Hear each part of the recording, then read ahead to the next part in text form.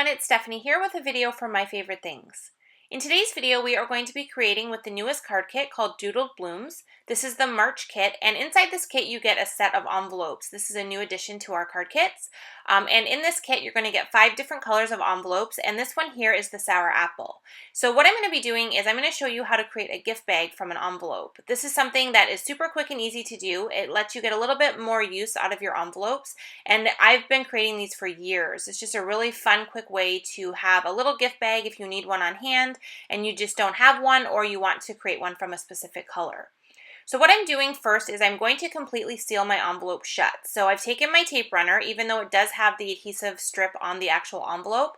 I really want to make sure that every little piece is adhered down. So I like to use my tape runner and completely add adhesive to any of the areas that don't have the stickiness already added, and then I completely seal that shut. Now what you need to do is you need to cut the top of your envelope off. So you just want to take a really thin strip off, just enough that the envelope opens up and kind of looks like a pocket. And then once you have that done, you can go ahead and start the scoring process. So I like to do scoring lines. You definitely don't have to if you don't want to. You can just freehand and fold these without having the score lines. I just find it's a little bit easier to do the folding if you have score lines in the envelope. So what I like to do is I like to do my score lines at 1/2 inch. So I start on the bottom of the envelope that doesn't have the open area. So this is the end that we kept intact. This is not the end that we cut out. And then I go onto either side of the envelope as well, and I do the 1/2 inch score line on each side.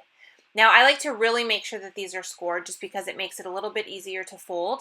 So I like to flip my envelope over and repeat the same score lines on all of the areas, the top area and then the sides as well. And this just really makes sure that I have a really good score line, and it's going to allow me to easily fold my envelope sides up. So once I'm done and I have all my score lines completed, I'm just going to fold up the sides here. So I like to start with the bottom first, and I'm going to use my bone folder just to really press down and make a nice crease there. And then I'm going to flip that back open and then do both of the sides. So I'm doing the same process. I'm just folding up the side, and then I'm using my bone folder to really crispen that edge. And then is the part where we're going to turn this into a gift bag. So the more you do this, the better at it you kind of get. It just becomes kind of second nature. So what you're going to do is you're going to stick your hand inside the envelope area, and you're going to kind of use your other hand to work with your hand that's inside the envelope to kind of form this into a shape of a gift bag. So I like to do the sides first. I just feel like it kind of helps to create the shape of the bag.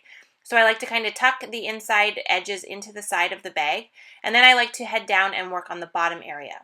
So for this part here, you just kind of want to press the bottom area of the envelope into a flat shape at the bottom. And what that's going to do is it's going to create 2 little triangle areas on each end. You can see I have these little triangle flaps, and those are going to need to be adhered down to kind of seal the bag down and keep that shape on the bottom. So I like to just use my tape runner and just kind of put adhesive on both of the little triangle areas, and then I like to press them down onto that. And then I like to take something, an ink pad works really well for this size of bag, and I like to kind of set the bag on the table and then put the ink pad inside and kind of press down, and that really helps to kind of make sure that those little flaps on the bottom are fully adhered down. And then if you want to take it a step further, you can even put your bone folder down into the bag and kind of press down to really make sure that those flaps are adhered. So now you can see we're left with this really fun little gift bag that can be used to add treats in. You can use tissue paper on the inside to kind of decorate it a bit. And we're going to decorate the front of it as well using some of the dies and stamps that come in the card kit. So I've went ahead and already colored and die cut my flower images. So these are from the Doodled Blooms stamp set. And I'm also going to be using the interactive rectangle word window dynamics die set. This is a really fun die set because it cuts out the rectangle shape, but it keeps one end intact and kind of creates a little hinge. And this is going to allow you to create some hidden sentiments on your cards. But for the purposes of this one here, I don't want to have a window or that kind of flap on there. I just want to use the sentiment strip that it cuts out, and we're just going to cut the end off so that we can just use it as a sentiment banner. So I have the More Essential Sentiment stamp set, which also comes in this month's kit, and I've picked out the sentiment that I want to use on the card. And I'm just going to stamp it onto one of the sentiment strips using some black licorice dye ink, and then I'm just going to take my scissors to kind of cut the end off to separate it from the hinge detail on the other end so that I can just use it on the bag as a single strip of cardstock.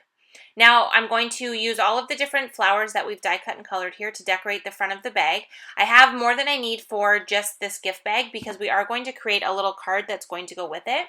So what I'm doing is I'm just kind of figuring out where I want to position everything before I start to adhere stuff down. And then I'm just kind of figuring out where the sentiment's going to go. And then once I have kind of everything in place and I like how it's going to look, I'm just going to use my tape runner and start to put everything together. Now I like to take that same ink pad that I used at the beginning there to kind of press down the flaps on the bottom. I like to put that inside the gift bag when I'm doing the decorating, just to give me something kind of hard to press against when I'm putting the images onto the bag, because otherwise it would just kind of press the bag flat against the table, and I don't want to do that. So having the ink pad in there kind of gives me something to kind of give it a little bit of stability to adhere everything on.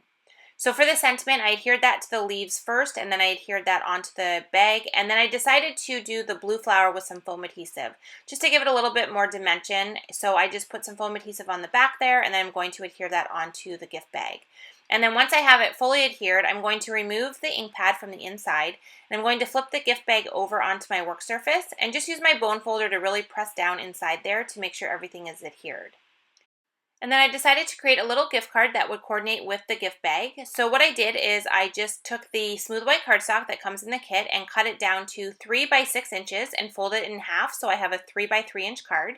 And I'm just using some of the extra flower images and adding them onto this card design. And now I have this really cute little card that coordinates perfectly with my gift bag, and it tucks nicely inside when you add your little gift. So just a fun way to use this month's kit and kind of use your envelopes in a different way. I really hope you enjoyed today's video, and we'll give it a try. And as always, if you would like a chance to win a $20 gift card to the MFT online store, please leave a comment on this video and subscribe to our YouTube channel, and we will announce a winner in next week's episode of MFTv. Thank you so much for watching, and I will see you in the next video.